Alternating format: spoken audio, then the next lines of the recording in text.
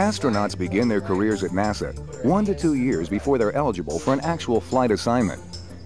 During that time, the astronauts must undergo an intensive basic training program. The astronaut trainees are taught how to survive if forced to fend for themselves in the wilderness or in the water. They learn what to expect if required to eject from a high-speed aircraft and how to handle emergency situations should they arise during a space shuttle flight. To become familiar with some of the dynamic and physiological effects associated with space travel and to build flight team skills, the astronauts train in two-seat twin-engine T-38 jets and in the KC-135, a modified cargo plane equipped with a padded payload compartment. The aircraft flies in a parabolic pattern, much like a roller coaster, that simulates microgravity during the free-fall phase. This helps introduce the astronauts to the feeling of weightlessness and allows them to understand the dynamics of body motion under weightless conditions. Once astronaut candidates successfully complete their training, they are eligible to be selected for a shuttle mission. After an astronaut crew is announced, a training manager is assigned to work with the crew commander to assess each crew member's training history and develop a training program that will match the requirements of the mission.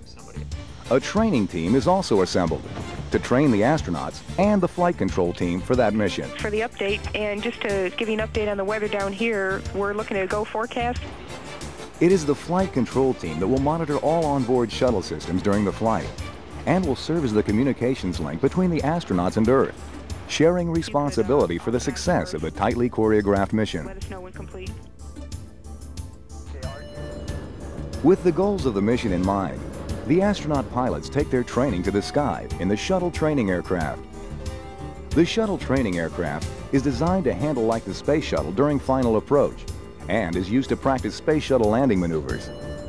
The astronaut pilots fly the shuttle training aircraft from an altitude of 35,000 feet and perform simulated shuttle landings at Edwards Air Force Base, California, the Kennedy Space Center, and White Sands Space Harbor in New Mexico. Back on the ground, the astronauts continue to practice shuttle launch and entry in the motion-based simulator. As its name implies, it simulates movement by the use of hydraulic lifts. Inside the simulator, the astronauts can see out the windows through the use of a digital image system that simulates scenes outside the orbiter.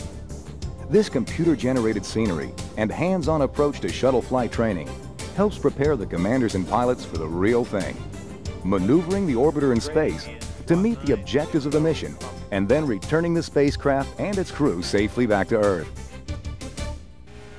While the commanders and pilots hone their flying skills, mission specialists practice other precise maneuvers, such as learning how to operate the shuttle's remote manipulator system, or robot arm.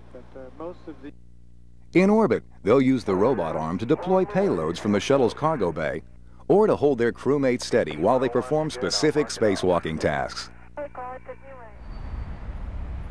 To learn how to walk in space, the mission specialists don spacesuits and descend underwater.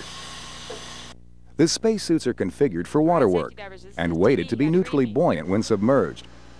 In this way, the mission specialist can become proficient in a variety of spacewalking tasks before actually walking into the void of space. Mission specialists also train extensively for the work they'll do inside the orbiter, conducting research that advances space exploration, scientific knowledge, and benefits life on Earth. To develop their skills as a crew, the astronauts begin their team training with a series of standalone lessons in the fixed base simulator. The simulator is designed with high-fidelity controls and displays which realistically mimic those of the actual space shuttle, so that the astronauts can practice on-orbit operations specific to their mission.